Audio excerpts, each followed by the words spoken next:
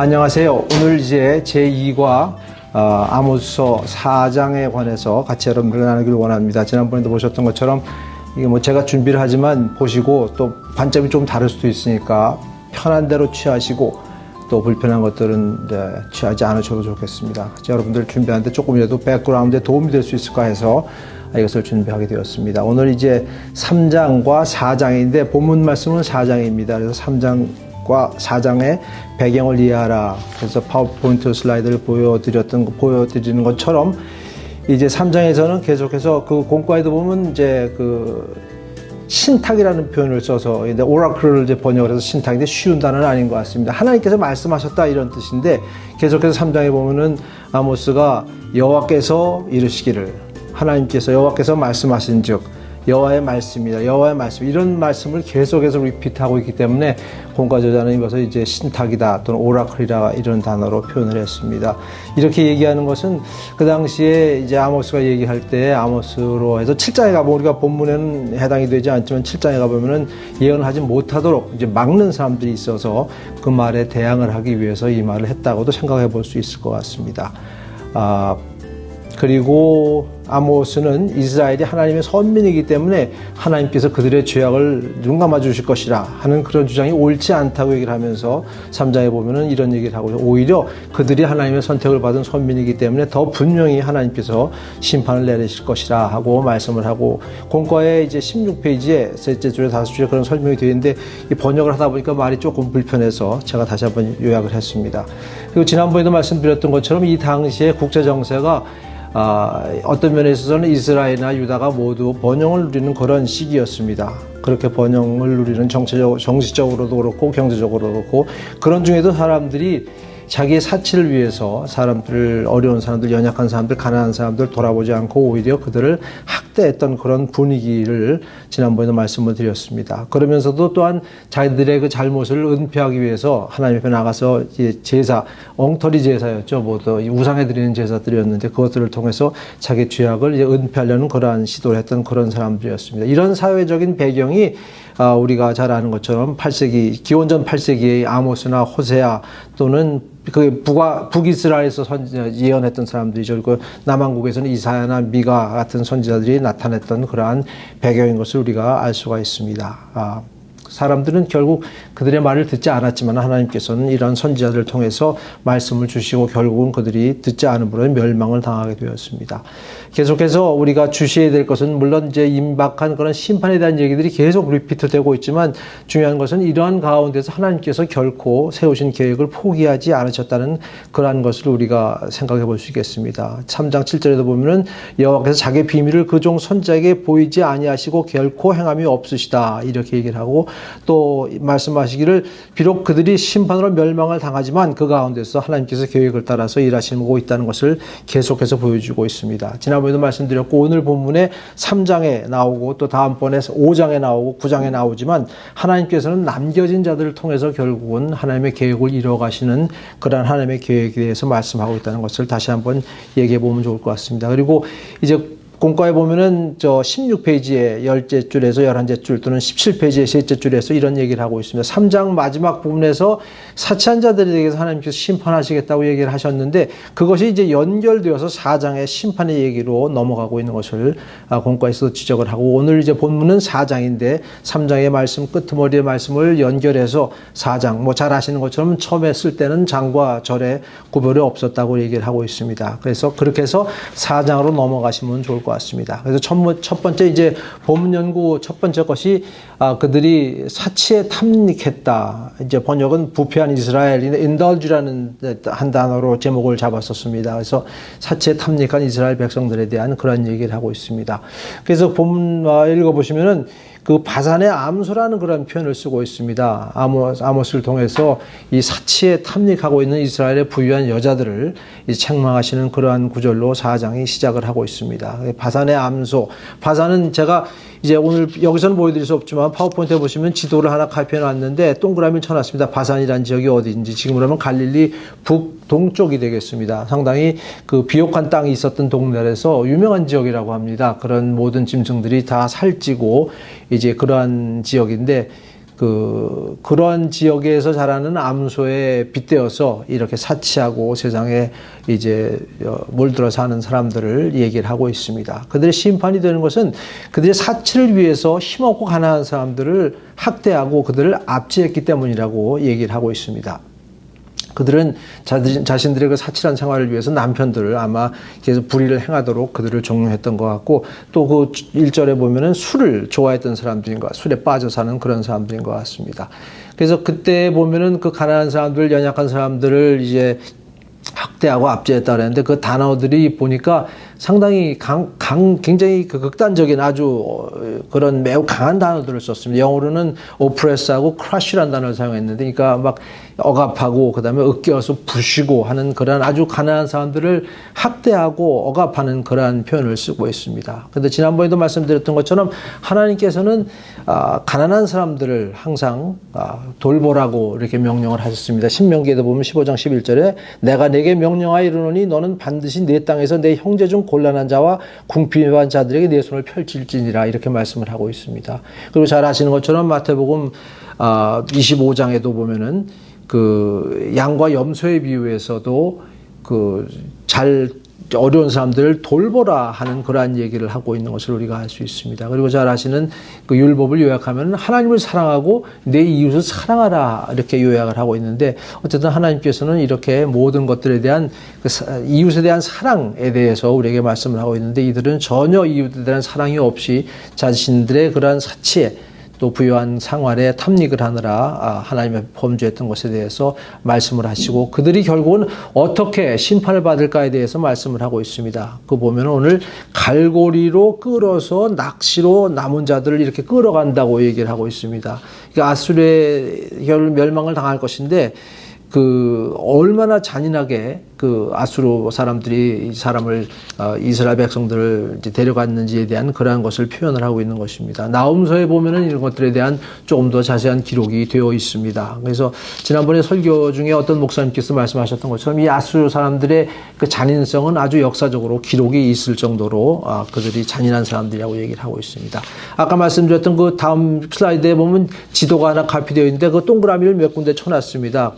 나중에 필요하기 때문에, 또 오늘뿐만 아니라 다음 주에도 계속 필요하기 때문에 사마리아 지역과 또 베델, 길갈, 단, 브엘세바의 동그라미를 쳐놨는데, 그것들이 앞으로 계속해서 쓰여질 그러한 지명들이기 때문에 여러분들께 이 동그라미를 쳤습니다. 그래서 보시고 참조를 하시면 좋을 것 같습니다. 그래서 질문이 하나 있습니다. 페이지 17에 질문이 하나 있는데, 한 사람이 다른 사람을, 특히 가난한 사람을 다루는 방식이 어떻게 그 사람의 영적인 상태를 보여줍니까? 하는 그런 질문입니다. 영적으로 성숙한 사람이라는 것은 자신이 그리스도와 함께 십자가에 못 박혀 죽었고 이제는 부활하신 주님께서 내 안에 사시는 것입니다 하는 것을 고백하는 사람이 영적으로 성숙한 사람입니다.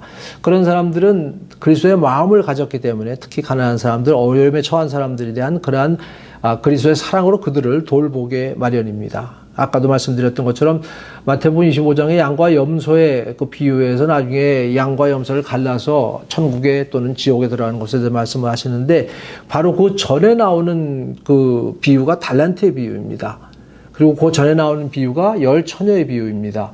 달란트의 비유는 잘 아시는 것처럼 우리가 하나님의 그 달란트를 받아가지고 하나님의 나라를 위해서 일하는 사람들이라는 것을 얘기를 하는데, 그것에 다음에 나온 비유가 양과 염소의 비유입니다. 다시 말해서 우리가 하나님의 부름을 받아서 청지기로 일하는 그 모든 것들이 이웃을 돌보는 것이라 하는 것에 대해서 말씀을 하고 있는 것이죠. 그리고 열처녀의 비유가 그 앞에 나왔던 것은, 열처녀 중에 5 현명한 처녀는, 지혜로운 처녀는 그들이 왜 거기에 서 있는지, 신랑을 기다리는 것이 그들의 본분이었다는 것을 알았다는 것이죠. 청지기로 사는 것이 우리의 본분이라고 알았는데, 청지기라는 것은 이웃을, 또 약자를, 어려운 사람들을 돌보는, 어려울 때 먹을 것을 주었고, 목마를 때 마시게 했고, 나그네에서 영접했고, 헐벗을 때 옷을 입혔고, 병들을 돌보고, 옥에 갇혔을 때 그들에 가서 돌보는 이러한 일들을 하라고, 물론 딱 그것만 정해진 건 아니지만, 우리가 청지기로서 이 땅에 주님을 기다리며 사는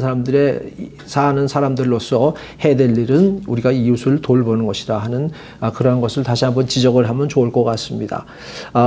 때로는 세상에서 보면은 이제 어떤 이제 평등이나 또는 자유나 이런 이념들을 가지고 돌아와 가지고 사람들에게 사회 문제를 만들고 문제를 좀 미국에도 보면 그런 것들이 많이 있습니다. 제가 구체적으로 그런 것들은 들어가지는 않겠지만, 근데 중요한 것은 이런 모든 일 가운데 그리스도의 사랑이 있느냐 없느냐 하는 것입니다. 도덕과 윤리의 근본은 그리스도이십니다. 그리스도를 빼고 나서 그것을 가지고 어떤 사회적 평등이나 사회적인 자유를 이루겠다고 하는 사람들은 모두 거짓된 사람들인 것을 우리가 일깨워도 좋을 것 같습니다. 그래서 이 부분에서 다시 한번 우리 교회에서 계속해서 장려하는 이제 지역사회 섬김 또는 이제 그 뭐 난민들을 돌본다든지 또는 선교를 간다든지 이런 것들이 다 하나님의 명령에 우리가 순종하는 것이라는 것을 일깨울 수 있으면 좋을 것 같고, 특별히 이런 기회를 통해서 반원들 가운데 실제로 그 이웃 돌보는데 참여하는 사람들의 사례를 나누고 또 장려하는 그러한 일이 되었으면 좋겠습니다. 네. 그리고 이제 본문 연구 두 번째로 가서 월십이라는 단어가 나왔습니다. 아모스는 그 4장 1절 2절에서는 이웃사랑을 하기 실패한 그 사마리아의 여인들에 대해서 얘기를 하고 있는데, 그 후에 4절 5절에서는 이제 하나님을 사랑하는 것을 어떻게 그들이 실패했는가에 대해서 말씀을 하고 있습니다. 즉 이웃사랑과 하나님 사랑. 근데 어떻게 보면은 하나님 사랑하기를 실패했기 때문에 이웃사랑을 실패했다는 것을 얘기한다고도 생각해 볼 수 있을 것 같습니다. 우리가 늘 받은 것처럼 하나님을 사랑하고 이웃 사랑하는 것이 율법의 모든 율법의 요약인데, 그들이 이웃을 사랑하지 못했던 것은 하나님을 사랑하지 않았기 때문에 라는 것을 얘기를 하고, 특별히 아모스 선지자가 얘기하는 것은 그렇게 이웃을 사랑하지 않는 사람들이 자신들의 행위를 이제 정당화하기 위해서 제단 앞에 나가서 제물을 드리고 하는 그러한 위선을 보였던 것에 대해서 얘기를 하고 있습니다. 특별히 그 4절에 보면은 너희는 베델에 가서 범죄하며 길갈에 가서 죄를 더하여 아침마다 너희 희생을 3일마다 너희 11조를 드리며 이렇게 쭉 얘기를 하고 있는데, 그 교과에서는 이제 그것을 이제 sarcastic하다고 풍자적이다 또는 뭐 빈정거리는 표현이다 이렇게 표현을 하고 있습니다. 그러니까 그들이 베델로 갈 때, 길갈로 갈 때는 어쨌든 제사를 드리러 가는 사람들이었습니다. 그런데 이제 이것이 이제 거의 sarcastic하게 표현을 했다고 얘기를 하고 있는데, 그들이 그 제사를 드리러 뭐 쉽게 얘기하면 예배를 드리러 가는데 그 예배가 올바른 예배가 아니었습니다. 그들은 우상을 숭배하고 있었습니다. 하나님 앞에 나간다고 말로 하지만 그들은 금송아지를 섬기고 우상을 만들어서 우상을 섬기는 그러한 사람들이었습니다. 그래서 어떻게 보면은 너희들이 베델레에 가서 범죄하고 길갈에 가서 죄를 더했다는 표현이 sarcastic하다고 얘기도 할 수 있겠지만 사실을 얘기하는 그런 사실적인 표현이었습니다.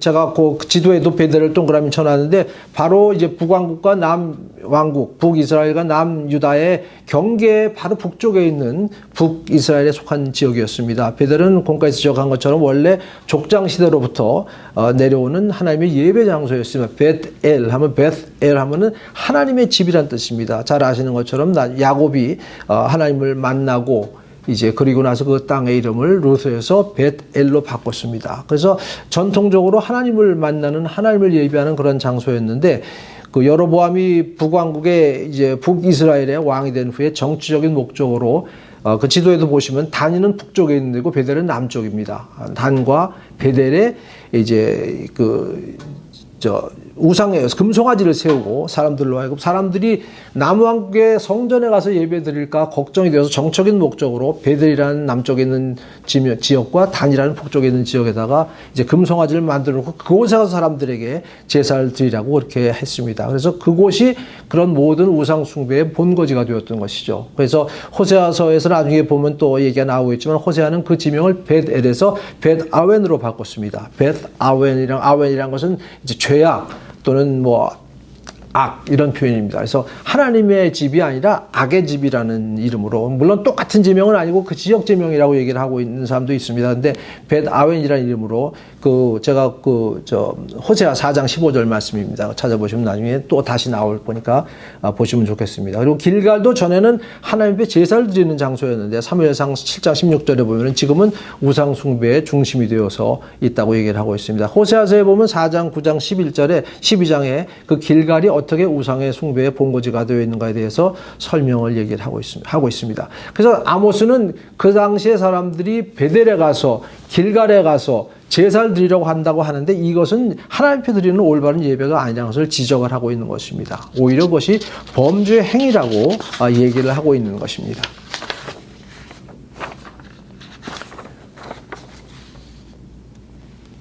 네. 그 다음에 4장 4절 후반과 5절에 보면은 희생제물을 드리고 11조를 드리고 여러 제물을 드렸다고 말씀을 하고 있습니다. 중요한 것은 그 제물들이 하나님을 기쁘시게 하는 게 아니라 너희가 기뻐하는 바니라 얘기를 하고 있습니다. 그러니까 전부 다 하나님은 빠지고 자신들을 위한 예배 행위를 하고 있다고 이렇게 얘기를 하고 있습니다. 원래 그 지난번에도 말씀드렸던 것처럼 출애굽한 후에 시내산에서 율법을 주심으로 죄가 죄인 것을 알게 하셨고 그 죄 때문에 결국은 우리가 그리스도를 통한 구속이 속량이 필요하다는 것을 보여주시기 위해서 제사법을 주시고 성막을 주셔서 거기서 하나님 앞에 제사를 드리도록 하셨습니다. 물론 그것이 클리어컷하게 보이는 건 아니었지만 히브리서에서 잘 설명하는 것처럼 오실 그리스도의 그림자이고 모형이라고 얘기를 하고 있습니다. 구약이나 신약이나 구원을 받는 방법은 그리스도를 통한 그 중보밖에는 속량밖에는 없다는 것을 얘기를 하고 있습니다. 그런데 그들은 그 제사의 의미를 전혀 이해하지 못했습니다. 그 제사는 그리스도의 피를 상징하는 것이었는데, 즉 다시 말해서 나 대신에 짐승의 피를 통해서 대속을 하는 것인데 그 짐승의 피가 바로 그리스도를 상징하는 것이라는 것이죠. 그 뜻을 전혀 이해하지 못한 상태에서 자신들의 죄를 그냥 은폐하기 위해서 우상에게 드리는 그러한 제사였습니다. 그리고 11조를 드렸다고 이렇게 얘기를 하고 있는데 전혀 11조의 정신을 이해하지 못하고 있었습니다. 거기 보면 3일마다 11조를 드렸다고 그랬는데 또 킹제임스나 NIV에 보면은 3년마다 11조를 드렸다고 번역을 하고 있고 요미란 단어가 day로 보통은 번역이 되지만 때로는 year로 또는 해로 번역이 되기 때문에 이렇게 3년이라고 이렇게 번역을 하기도 했는데 뭐 either way인데 신명기를 보시면은 그 11조가 여러 가지가 있는데 그 중에 하나가 3년마다 드리는 11조가 있는데 그것은 어려운 사람들을 위해서 드리는 11조를 3년마다 드리는 11조라고 이렇게 얘기를 하고 있으면서 3년이 됐든 3일이 됐든 어쨌든 그 11조라는 것이 어려운 사람들을 위해서 드리는 것인데 가서 드린다고 하면서 어려운 사람들을 강압적으로 크러쉬하는 그러한 사람들이 에 대해서 얘기를 하고 있습니다. 또 더군다나 수은제, 낙헌제, 한자 말이기 때문에 잘 의미가 금방 와서 숫자는 복수할 때 갚는다는 뜻입니다. 은혜를 갚는 Thanksgiving offering이라는 뜻이죠. 그리고 낙헌제란 말도 우리가 쓰지 않는 말이에요. 낙은 기쁨이라는 뜻입니다. 드린다, 기쁨으로 드린다. 그래서 free will offering을 이제 번역을 해서 낙헌제라고 번역. 어쨌든 이런 많은 제사들을 하나님 앞에 드리는데 전혀 하나님 앞에 드리는 예배가 아니었다고 얘기를 하고 있습니다. 그래서 그것들을 보시면서 본과에서도 지적하는 것처럼 중요한 것은 우리의 마음이지 어떤 종교 의식이나 종교 행태가 아니라는 것을 나누면 좋을 것 같습니다. 하나님께서 마음의 중심을 보신다고 우리가 얘기를 사무엘상 16장 7절에 있는 말씀이죠. 사실 우리의 마음은 모두가 부패한 마음입니다. 그래서 우리가 갈라디아서 2장 2절 20절의 고백처럼 모두 그리스도의 십자가에 못 박혀 죽었고 이제는 내 안에 그리스도께서 사신 것이라. 즉 옛사람을 벗어버리고 새 사람을 입는 것이 우리입니다. 그 마음의 중심이 내 마음은 가도 부패한 마음입니다. 내 안에 그리스도의 마음을 품는 것이 중요한 것이죠. 그래서 새 사람의 마음, 그리스도의 마음을 우리가 가질 때 하나님 앞에 나가는 것이라고 우리가 생각을 해볼 수 있겠습니다.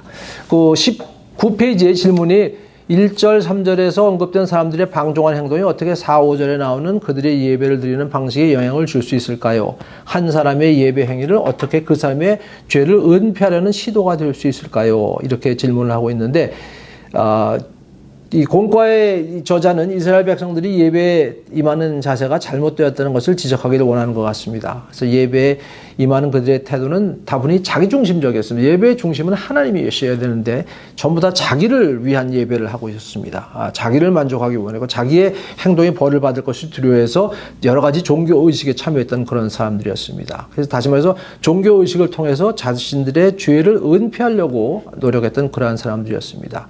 그래서 4장 5절에 나온 것처럼 너희가 기뻐하는 예배, 아모스를 통해서 얘기한 것처럼 너희가 기뻐하는 바 예배였다고 얘기를 하고 하나님이 기뻐하신 예배가 아니라고 얘기를 하고 있습니다. 다시 한번 이때 우리 예배에 대해서 좀 나눠도 좋을 것 같습니다. 사실 우리의 예배 시작은 십자가입니다. 그래서 우리가 십자가에 못 박혀 죽었고 이제 내 안에 그리스도께서 사신 것이라는 것을 고백하는 것이 우리 예배입니다. 너희 몸을 하나님이 기뻐하시는 거룩한 산 제사로 드리라. 이것은 너희의 드릴 영적 예배니라. 로마서에서 말씀하신 것처럼 너희 몸을 기뻐하시는 하나님이 기뻐하시는 거룩한 산 제사로 드리라는 것이 바로 우리가 십자가에 못 박혀 죽었습니다 하는 것을 고백하는 것입니다. 그것이 바로 우리의 드릴 영적 예배라고 얘기를 하고 있습니다. 그래서 진정한 예배는 성령님 안에서 우리가 하나님 앞에 나아가는 것입니다. 그래서 이렇게 이런 고백을 하는 사람들 가운데 성령님이 우리 안에 계시고 성령님으로 말미암아 우리가 하나님을 아버지라고 부르며 하나님 앞에 나아가 하나님을 레코그나이즈 할 수 있는 오직 이유가 성령님께서 우리에게 말씀하시기 때문입니다. 그러니까 우리가 우리의 죄를 자백하고 그리스도 함께 십자가에 못 박혔음을 죽었음을 고백할 때 우리 안에 들어오신 성령님께서 우리로 하여금 하나님을 예배할 수 있는 사람들로 만들어 주신다는 것입니다. 그래서 진정한 예배는 성령님 안에서 우리가 하나님과 하나인 것을 인정하고 우리의 죄를 사하시려 죽으시고 우리의 의를 위해서 부활하신 그리스도를 높이고 이 모든 일을 허락하신 하나님의 영광을 돌려드리는 것입니다. 이런 의미에서 본다 그러면은 우리 삶의 매 순간이 사실 예배입니다. 우리가 주일날 모여서 한꺼번에 같이 드리는 공중 예배는 하나님의 자녀들 우리 지체들이 모여서 하나님께 영광을 돌리는 우리 마음이 형식으로 표현된 것입니다. 그것이 중요하죠. 그러나 정말 중요한 것은 우리의 매일의 순간의 삶이 예배라는 것을 나눠도 좋을 것 같습니다. 네, 그 다음에 3과로 넘어가겠습니다. 거부하는 백성들. 3과는 제목이 거부하는 백성들입니다. 네, 돌아오지 않는 백성들 또는 거부하는 백성들. 오늘은 4과까지 있습니다. 조금씩 있지만.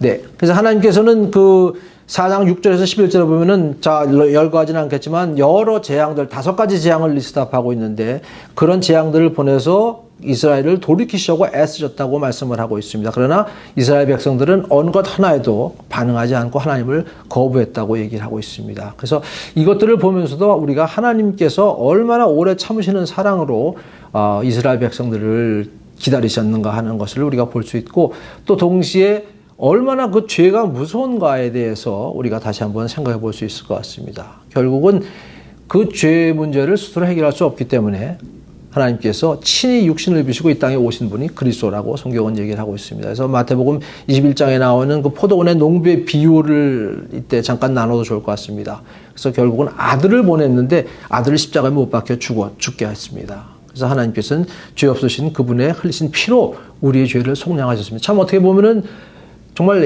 이렇게 이해하기 힘든 그러한 정말 놀라우신 하나님의 사랑인 것을 우리가 볼 수 있습니다. 사실은 그 길 밖에는 우리의 죄를 용서하실 수 있는 방법이 없기 때문에 하나님께서 그렇게 우리에게 은혜를 베푸셨다는 것을 나눌 수 있으면 좋을 것 같습니다.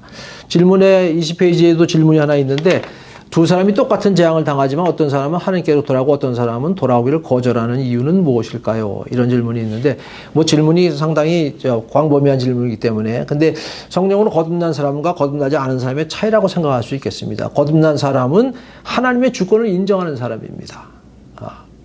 그런 사람들은 하나님께서 우리를 징계하시고 우리의 삶 가운데 간섭하실 때 그 성령님이 깨닫게 해주심으로 해서 연단을 받으며 그 연단을 통해서 의와 평강의 열매를 맺을 수 있는 사람들입니다. 히브리서 12장에 보면 쭉 그 징계와 연단에 대한 얘기가 잘 나와 있는데 12장 11절의 말씀이 결국은 이런 연단을 통해서 우리가 의와 평강의 열매를 맺는다고 성경은 얘기를 하고 있습니다.